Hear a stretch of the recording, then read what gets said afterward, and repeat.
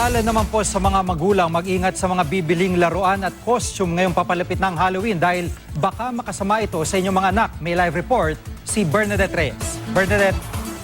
Gigi, nagbabala ang grupong Eco Waste Coalition laban sa mga laruang maaaring magdulot ng chemical, choking, fire at laceration hazard ngayong mag-Halloween.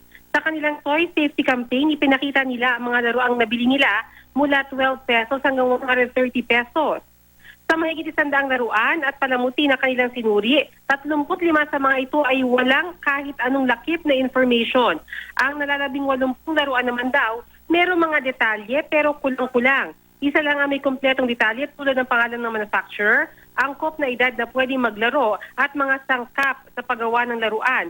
Ayon sa grupo, dapat nag-a-apply ng license to operate ang mga kumpanya ng laruan. Dapat din ay meron silang product notification mula sa FDA bago magbenta sa merkado.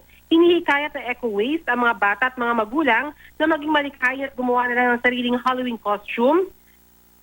Halimbawa na lamang, maaaring gumamit ng food coloring na hinalo sa baking soda o harina para makagawa ng peking dugo. Sa mga bibili ng laruan, importante raw na basahin ang etiketa. Gigi? Maraming salamat, Bernadette Reyes.